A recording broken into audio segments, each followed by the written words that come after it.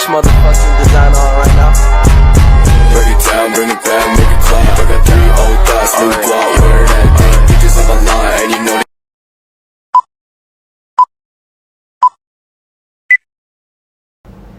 Assalamualaikum, kami dari kumpulan 10 yang terdiri daripada saya Nur Anis, ahli kumpulan saya Nur Amalina Fahmi, Siti Hajar, Nur Azmina Najwa, Amirah dan Munawwarah Al-Fahira.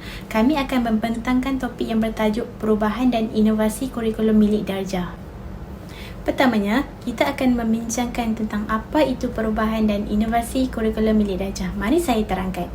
Kurikulum sekolah adalah bidang yang sentiasa mengalami perkembangan dan perubahan yang sesuai dengan keperluan dan tuntutan semasa. Inovasi dan perubahan dalam kandungan dan penyampaian, pengajaran dan pembelajaran merupakan suatu pembaharuan yang kreatif dan kritis di mana bahan, kaedah atau idea baru digunakan bagi memastikan matlamat dan objektif tercapai. Hal ini juga bagi memastikan para pelajar di sekolah dapat diberikan pengalaman sewajarnya bagi keperluan masa hadapan mereka yang semakin mencabar.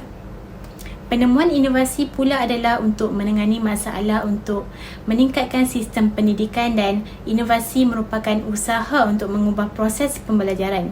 Oleh itu, untuk mencapai hasrat dalam melakukan perubahan pembelajaran yang tepat adalah sekolah yang aktif, komunikatif, inovatif, efektif dan menyenangkan yang mencakupi bidang teknologi, aplikasi pengajaran dan pembelajaran, penggunaan buku teks dan pentaksiran.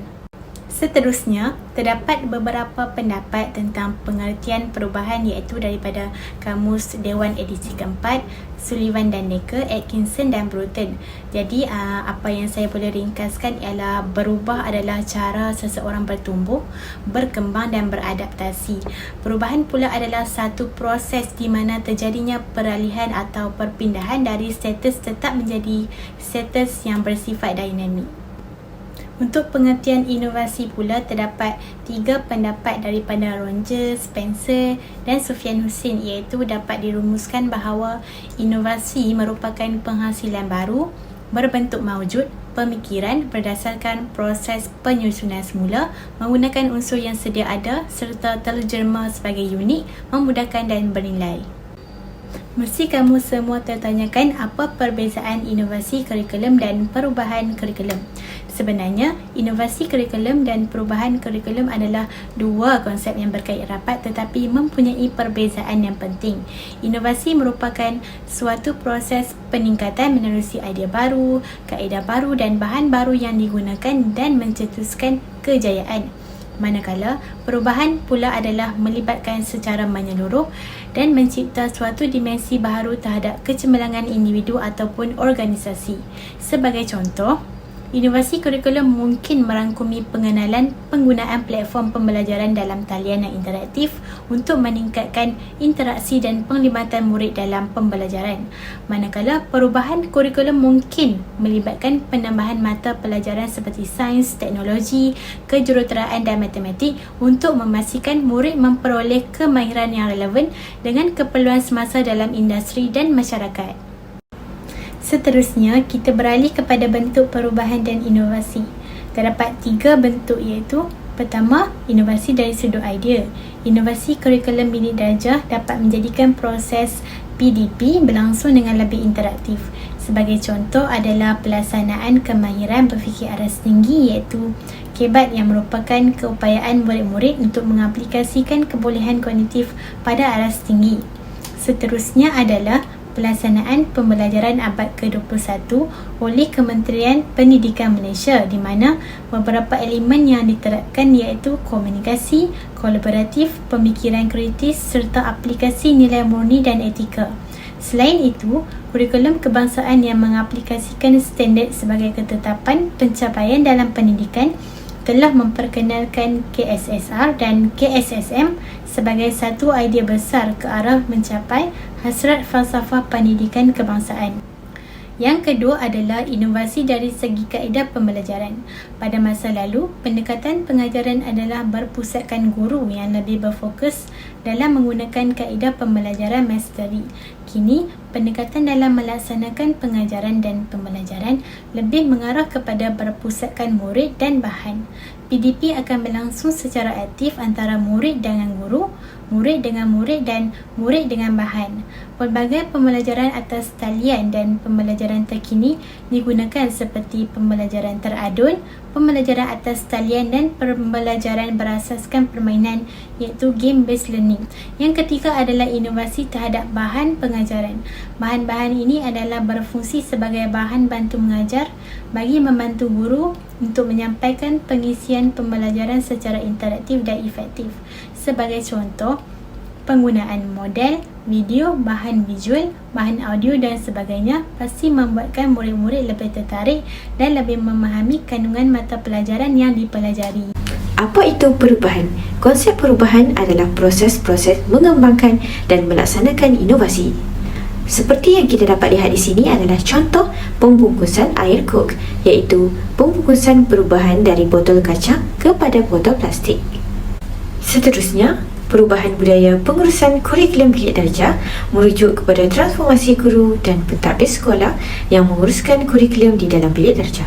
Ia merangkumi pendekatan yang lebih berpusatkan pelajar, berorientasikan masalah, lebih terbuka kepada kepelbagaian sumber, lebih berfokuskan pada pembelajaran sepanjang hayat dan lebih menekankan keupayaan untuk pelajar berfikiran kritis dan kreatif. Antara contoh perubahan budaya kurikulum bilik darjah adalah termasuk pendekatan berpusatkan pelajar. Guru tidak lagi hanya menjadi sebagai penyampai maklumat tetapi menjadi pembimbing pembelajaran yang dapat menggalakkan pelajar untuk lebih aktif di dalam kelas. Seterusnya, pembelajaran berasaskan projek. Guru perlu memberi penekanan kepada projek, kerja khusus dan eksperimen di mana pelajar akan lebih terlibat dalam penyelidikan, penyelesaian masalah dan kerja berpasukan untuk mencapai matlamat pembelajaran. Seterusnya, pembelajaran berasaskan teknologi. Kemahiran dalam menggunakan ICT ini mampu memberi nilai tambah kepada guru agar dapat menggunakannya untuk menyampaikan ilmu kepada pelajar agar ia mudah untuk difahami. Di samping itu, guru juga dapat menambahkan pengetahuan mengenai sistem ICT melalui pengalaman yang diperolehi semasa menjalankan proses PDP. Sebagai contoh, melalui penggunaan alat seperti PowerPoint, grafik, audio dan video akan menjadikan murid lebih memahami setiap apa yang diajar oleh guru. Selain itu, penilaian holistik. Penilaian tidak hanya berfokuskan kepada ujian dan peperiksaan, tetapi juga melibatkan penilaian secara menyeluruh, melibatkan tahap cemerlang, baik, sederhana dan lemah. Seterusnya, kerjasama daripada guru. Guru bekerjasama dan berkongsi idea serta sumber untuk meningkatkan pengajaran dan pembelajaran secara kolektif. Akhir sekali adalah pengurusan kelas yang fleksibel. Pengurusan kelas yang fleksibel ini membolehkan pelajar mengambil inisiatif dan menguruskan pembelajaran mereka sendiri dalam suasana yang teratur dan lebih berdisiplin. Palasi perubahan dan strategi perubahan. Okay, apabila terjadinya perubahan, dia akan berlaku jangkaan yang realistik. Perubahan berlaku dari semasa ke semasa dengan adanya sokongan dan sumber. Jadi ada satu quote iaitu change is an ongoing process, not a short-term event. Jadi melalui pernyataan ini dia bermaksud perubahan adalah proses yang berterusan, bukan dalam jangka masa yang singkat atau dalam masa yang mudah mengambil masa yang panjang lah. Jadi yang kedua, change occurs in individuals first then in organization. Maksudnya perubahan ni selalunya berlaku dekat seseorang individu dahulu, kemudian baru kepada kelompok atau organisasi. Dari segi falasi pula, falasi dalam pengurusan perubahan ada 4 kategori atau elemen, iaitu berterusan, diramal, dikawal dan diurus. Seperti yang saya beritahu tadi, perubahan yang berlaku secara berterusan dan mengambil jangka masa yang lama. Jadi kita boleh anggarkan, kita boleh ramalkan perubahan tu boleh berlaku dalam waktu yang banyak mana dan tempoh waktu yang sepanjang mana lah. So kita boleh jadualkan. Seterusnya kita boleh kawal untuk perubahan tersebut dan ada seseorang yang akan uruskan. dalam bentuk organisasi. Strategi pengurusan perubahan. Pendidikan merupakan suatu sistem dinamik yang akan melalui perubahan dari semasa ke semasa bagi memenuhi keperluan dan aspirasi sesebuah negara. Perubahan yang berlaku antaranya adalah untuk menyediakan modal insan yang sejajar dengan perkembangan dunia semasa dalam memastikan sesebuah negara tidak akan ketinggalan dalam aspek perkembangan dan pembangunan peringkat global. Dalam sistem pendidikan di Malaysia, kita telah sedia maklum bahawa perubahan yang berlaku memerlukan komitmen semua pihak. Oleh itu, pelbagai strategi perlu diatur dalam melaksanakan perubahan. Terdapat 4 strategi perubahan iaitu strategi kekuasaan, strategi pujukan, strategi pendidikan semula dan strategi memudah cara. Strategi yang pertama, strategi kekuasaan, yang bermaksud pihak atasan atau yang berkuasa menggunakan autoriti formal dan kawalan untuk memaksa kumpulannya berubah seperti yang dirancang. Ejen perubahan boleh menggunakan sama ada suatu ganjaran pada perubahan yang positif atau hukuman dan pengukuhan negatif demi mencapai persetujuan terhadap rancangan perubahan. Yang kedua, strategi pujukan. Strategi ini memerlukan kemahiran interpersonal yang mantap. Kemahiran ini perlu ada pada seseorang ketua atau ejen perubahan. Ia memerlukan logik dan kebijaksanaan bagi meyakinkan kumpulan sasaran tentang kepentingan dan kebaikan perubahan yang dibawa serta yang perlu dilaksanakan. Seterusnya, yang ketiga, strategi pendidikan semula. Strategi ini merupakan suatu strategi penggunaan maklumat baharu yang telah disediakan oleh ejen perubahan dan menyerahkan maklumat tersebut untuk menentukan rancangan mereka sendiri. Ejen perubahan akan mendorong kumpulan untuk memikirkan semula serta melakukan refleksi tindakan-tindakan yang telah diambil, sejauh mana tindakan tersebut menemukan kejayaan dan mengenal pasti kekurangan yang ada pada perubahan yang akan dijalankan. Yang terakhir, strategi memudah cara. Kumpulan sasaran akan menentukan rancangan yang dipilih oleh mereka dan ejen perubahan akan menghantar sumber-sumber yang diperlukan kepada kumpulan sasaran, iaitu barangan dan perkhidmatan teknikal. Tindakan ini adalah untuk memastikan bahawa tiada sebarang halangan kepada kumpulan sasaran untuk meneruskan perubahan yang dirancang. Antara faktor mempengaruhi perubahan dan inovasi kurikulum Bina Daraja iaitu persekitaran yang baik, mampu menjana sikap positif, tahap minat serta semangat untuk terus berada dalam mood untuk melaksanakan perubahan dan inovasi. Yang kedua ialah resource iaitu sumber yang menyokong seperti kewangan, peralatan, prasarana dan perhargaan sangat memberi inspirasi dan motivasi. Dan yang ketiga adalah involvement iaitu penglibatan pihak yang terlibat secara langsung seperti guru, murid, pentadbir dan masyarakat. Okey, yang keempat ialah communication iaitu komunikasi yang berkesan mampu menyampaikan maklumat dari satu sumber kepada penerima mencapai satu persetujuan. Dan yang terakhir adalah kreatif iaitu kreativiti merupakan satu kebolehan berfikir dan bertindak yang tidak berdasarkan logik biasa. Seterusnya, tahap penerimaan inovasi. Tahap penerimaan inovasi terbahagi kepada 5 tahap. Tahap yang pertama ialah perintis. Perintis ialah individu atau sekumpulan orang yang mencetuskan sesuatu perubahan inovasi melalui idea, bahan atau kaedah baru untuk dimanfaatkan oleh orang ramai.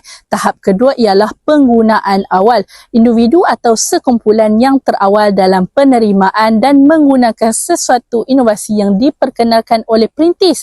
Tahap ketiga ialah majoriti awal.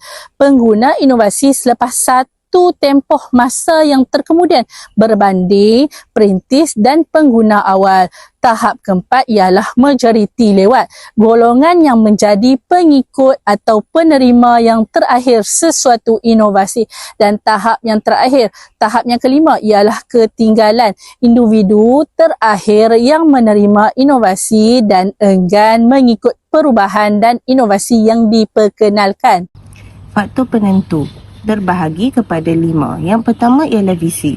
Visi merupakan serangkaian kata yang menunjukkan impian, cita-cita atau nilai teras sesuatu keinginan bagi organisasi, individu, institusi dengan pandangan yang jauh ke masa depan demi mencapai satu matlamat yang diinginkan.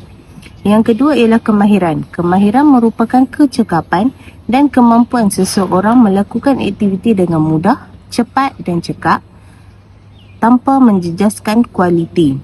Yang ketiga ialah insentif. Insentif adalah sebahagian yang membina daya tahan diri. Yang keempat ialah sumber. Sumber merupakan elemen-elemen yang tersedia untuk membantu menyelesaikan sesuatu keperluan. Yang terakhir ialah pelan tindakan. Pelan tindakan merupakan satu panduan yang menyediakan rangkaian kata, kerja atau struktur dan proses melaksanakan kurikulum, program dan projek. Faktor cabaran. Faktor cabaran terbahagi kepada 6. Yang pertama ialah permulaan salah. Permulaan salah berkaitan dengan kesilapan sesuatu seperti kurikulum, program, projek, dasar dan sebagainya sehingga mengakibatkan berlakunya kegagalan dalam pelaksanaan dan capaian matlamat kerana pelaksana belum bersedia memulakannya. Yang kedua ialah kecewa.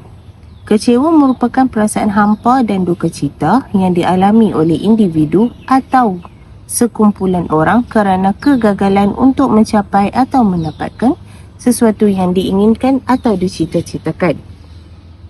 Yang ketiga ialah rintangan, berlakunya halangan.